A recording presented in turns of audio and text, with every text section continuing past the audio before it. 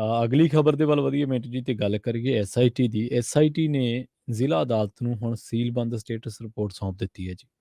ਵੇਖੋ ਇਹਦੇ ਚ ਕੀ ਆ, ਬੜੀ ਸਿੰਪਲ ਗੱਲ ਆ ਜੀ। ਕਿ ਹਾਈ ਕੋਰਟ ਨੇ ਇੱਕ ਡਾਇਰੈਕਸ਼ਨ ਦਿੱਤੀ ਸੀਗੀ, ਜੋ ਟ੍ਰਾਇਲ ਕੋਰਟ ਆ।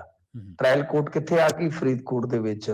ਤਾਂ ਉਸ ਟ੍ਰਾਇਲ ਕੋਰਟ ਨੂੰ ਕੀ ਡਾਇਰੈਕਸ਼ਨ ਦਿੱਤੀ ਗਈ ਸੀ ਕਿ ਭਾਈ ਤੁਸੀਂ ਜੋ ਕੋਟਕਪੂਰੇ ਵਾਲਾ ਮਾਮਲਾ ਹੈ ਤੇ ਜੋ ਬਹਿਬਲ ਵਾਲਾ ਮਾਮਲਾ ਹੈ, ਇਹਨਾਂ ਦੋਵਾਂ ਮਾਮਲਿਆਂ ਨੂੰ ਇਕੱਠੇ ਹੀ ਸੁਣਨਾ ਹੈ ਇੱਕੋ ਦਿਨ, ਤਾਂ ਕਿ ਇਸ ਮਾਮਲੇ ਦੇ ਵਿੱਚ ਛੇਤੀ ਜਾਨੀ ਸਪੀਡੀ ਥੋੜਾ ਜਿਹਾ ਮਾਮਲਾ ਜਿਹੜਾ ਉਹ ਨਜਿੱਠਿਆ ਜਾ ਸਕੇ। ਤਾਂ ਖੈਰ ਜਦੋਂ ਇਹ ਮਾਮਲਾ ਹੁਣ ਇਕੱਠਿਆ ਸੁਣਿਆ ਜਾਣਾ ਹੈ, ਕਿਉਂਕਿ ਬਹੁਤ ਸਾਰੇ ਦੋਸ਼ੀਆਂ ਚੋਂ ਕੁਝ ਦੋਸ਼ੀ ਐਸੇ ਵੀ ਸੀਗੇ ਜਿਹੜੇ ਹਾਈ ਕੋਰਟ ਚ ਗਏ ਸਨ, ਤਾਂ ਉਹਨਾਂ ਦੀਆਂ ਪਟੀਸ਼ਨਾਂ ਤੇ ਨਿਬੇੜਾ ਹੋਇਆ ਸੀਗਾ ਤੇ ਉਹਨਾਂ ਨੂੰ ਕਿਹਾ ਗਿਆ ਸੀਗਾ ਕਿ ਤੁਸੀਂ ਟ੍ਰਾਇਲ ਕੋਰਟ ਦੇ ਵਿੱਚ ਜਾ ਕੇ ਆਪਣੀ ਗੱਲ ਰੱਖ ਸਕਦੇ ਹੋ। ਜੇ ਤੁਹਾਡੇ ਨਾਲ ਕੋਈ ਧੱਕਾ ਹੁੰਦਾ ਹੈ, ਸਾਡੀ ਇੱਥੇ ਆ ਕੇ ਕੋਈ ਸੁਣਵਾਈ ਕਰਵਾਉਣ ਤੋਂ ਤੁਸੀਂ ਗੁਰੇਜ਼ ਕਰੋ, ਉੱਥੇ ਜਾ ਕੇ ਉੱਥੇ ਟ੍ਰਾਇਲ ਕੋਰਟ ਦੇ ਅੱਗੇ ਪੇਸ਼ ਹੋਵੋ ਜੇਕਰ ਤੁਹਾਡੇ ਨਾਲ ਕੋਈ ਧੱਕਾ ਹੁੰਦਾ ਹੈ। ਤੇ ਨਾਲ ਇਹ ਕਹਿ ਦਿੱਤਾ ਗਿਆ ਸੀਗਾ ਟ੍ਰਾਇਲ ਕੋਰਟ ਨੂੰ ਕਿ ਤੁਸੀਂ ਦੋਵੇਂ ਮਾਮਲੇ ਇਕੱਠੇ ਸੁਣੋ। ਠੀਕ ਹੈ ਜੀ, ਇਹ ਆ ਕਹਾਣੀ।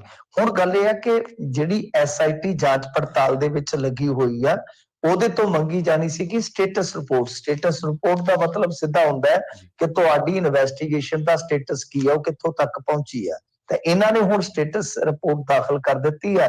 ਤਾਂ ਜਿਹੜੀ ਇਹ ਸਟੇਟਸ ਰਿਪੋਰਟ ਕੋਰਟ ਨੂੰ ਗਈ ਆ, ਹੁਣ ਕੋਰਟ ਇਹਨੂੰ ਖੋਲੇਗੀ ਤੇ ਤਰੀਕ ਪਾ ਦਿੱਤੀ ਗਈ ਆ 29 ਅਪ੍ਰੈਲ।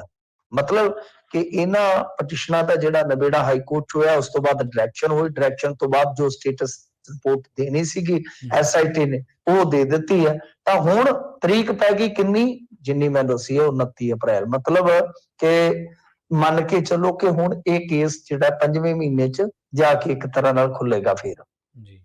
ਪਰ ਉਦੋਂ ਤੱਕ ਤੇ ਫਿਰ ਸਭਨਾਂ ਨੂੰ ਪਤਾ ਹੀ ਹੈ ਨਾ ਕਿ ਇੱਥੇ ਇਨਸਾਫ ਮੋਰਚਾ ਜਿਹੜਾ ਇਨਸਾਫ ਮੰਗਦਾ ਪਿਆ। ਤੇ ਵੈਸੇ ਅਸੀਂ ਇਹ ਗੱਲਾਂ ਵਾਰ-ਵਾਰ ਦੁਹਰਾ ਰਹੇ ਸੀਗੇ ਕਿ ਕੋਰਟ ਦੇ ਵਿੱਚ ਮਾਮਲਾ ਹੈ, ਕੁਲਤਾਰ ਸਿੰਘ ਸੰਧਵਾ ਕਿਵੇਂ ਕਹਿ ਸਕਦਾ ਹੈ ਗੁਰੂ ਦੀ ਹਜ਼ੂਰੀ ਦੇ ਵਿੱਚ, ਗੁਰੂ ਵੱਲ ਮੂੰਹ ਕਰਕੇ ਹੱਥ ਕਰਕੇ ਕਿ ਮਹੀਨੇ ਦੇ ਵਿੱਚ ਨਿਬੜਿਆ ਲਓ ਜੀ। ਕਿ ਅਦਾਲਤਾਂ ਸਪੀਕਰ ਜਿਵੇਂ ਕਰ ਦਿੰਦੇ, ਬਹਿ ਜਾਓ ਤੁਸੀਂ ਵੀ ਬੈਠੋ ਏਦਾਂ ਚੱਲਦੀਆਂ ਨੇ। ਇਹ ਕੋਈ ਹਜ਼ੂਰ ਸਦਨ ਥੋੜੀ ਹੈ, ਇਹ ਕੋਰਟ ਹੈ ਜਿੱਥੇ ਕੁਲਤਾਰ ਸਿੰਘ ਸੰਧਵਾ ਖੁਦ ਪੇਸ਼ ਹੁੰਦੇ ਨੇ ਬਤੌਰ ਮੁਲਜ਼ਮ। ਉਹ ਤੇ ਖੁਦ ਮੁਲਜ਼ਮ ਨੇ ਇੱਕ ਕੇਸ ਦੇ ਵਿੱਚ। ਤਾਂ ਖੈਰ ਇਹ ਗੱਲਾਂ ਜਿਹੜੀਆਂ ਹੁੰਦੀਆਂ ਨੇ, ਉਹ ਅੱਜ ਹੁਣ ਕੁਲਤਾਰ ਸਿੰਘ ਸੰਧਵਾ ਆਖੇ ਦੱਬਦਾ ਕਿੱਥੇ, ਨਹੀਂ ਕਹਿੰਦੇ ਜੀ ਸੰਧਵਾ ਲੱਭਦਾ ਕਿੱਥੇ ਆ, ਆਉਂਦਾ ਹੀ ਨਹੀਂ ਉੱਥੇ। ਤਾਂ ਉਹ ਉੱਥੇ ਬੈਠੇ ਨੇ ਸੜਕ ਮੱਲ ਕੇ। ਤੇ ਇਹ ਕਹਾਣੀਆਂ ਪਾਉਣੀਆਂ ਬੜੀਆਂ ਸੌਖੀਆਂ ਹੁੰਦੀਆਂ ਨੇ, ਦਾਅਵੇ ਕਰਨੇ ਬੜੇ ਸੌਖੇ ਹੁੰਦੇ ਆ। ਜਿਨ੍ਹਾਂ ਨੂੰ ਕੋਰਟ ਕਚਹਿਰੀਆਂ ਤੋਂ ਪਤਾ ਹੋਵੇ, ਜਾਣੂ ਹੋਣ ਜਿਹੜੇ ਲੋਕ ਇਸ ਤਰ੍ਹਾਂ ਦੀਆਂ ਜਾਂਚਾਂ ਪੜਤਾਲਾਂ ਨੂੰ ਸਮਝਦੇ ਆ, ਜਿਸ ਤਰ੍ਹਾਂ ਇੱਥੇ ਇੰਡੀਆ ਦੇ ਵਿੱਚ ਇਹ ਸਾਰਾ ਸਿਸਟਮ ਚੱਲਦਾ ਹੈ, ਇਹ ਮੈਨੂੰ ਨਹੀਂ ਲੱਗਦਾ ਕਿ ਪੂਰੀ ਆਪਣੇ ਟੈਨਿਓਰ ਦੇ ਵਿੱਚ ਹੀ ਮਾਮਲੇ ਨੇਪਰੇ ਚਾੜ ਸਕਣਗੇ। ਕਦੇ ਤੇ ਉਹ ਲੱਗਦਾ। ਹੁਣ ਤੁਸੀਂ ਹਿਸਾਬ ਲਾ ਲਓ, ਅੱਜ ਤਰੀਕ ਕਿੰਨੀ ਹੈ? 7 ਫਰਵਰੀ ਹੈ। ਤਰੀਕ ਕਿੰਨੀ ਪੈ ਰਹੀ ਹੈਗਾ?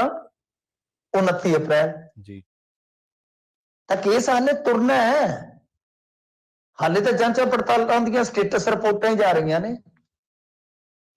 ਖੈਰ ਦੇਖੋ ਅੱਗੇ ਕੀ ਬਣਦਾ, ਪਰ ਇਹਨਾਂ ਨੂੰ ਝੂਠ ਮਾਰਨ ਲੱਗਿਆ, ਦਾਅਵੇ ਕਰਨ ਲੱਗਿਆ ਥੋੜਾ ਸੰਕੋਚ ਕਰਨਾ ਚਾਹੀਦਾ। ਸੰਕੋਚ ਚਲੋ ਨਾ ਹੀ ਕਰਨ, ਇਹਨਾਂ ਨੂੰ ਨਾ ਗੁਰੂ ਮਹਾਰਾਜ ਤੋਂ ਜ਼ਰੂਰ ਡਰਨਾ ਚਾਹੀਦਾ ਕਿ ਉੱਥੇ ਉਹਨਾਂ ਦੇ ਸਾਹਮਣੇ ਵੀ ਇਹ ਤੇ ਏਦਾਂ ਕਰ ਜਾਂਦੇ ਆ ਕਿ ਆਪਾਂ ਇੱਥੇ ਖੁਸ਼ੀ ਦਾ ਅਖੰਡ ਪਾਠ ਕਰਾਵਾਂਗੇ।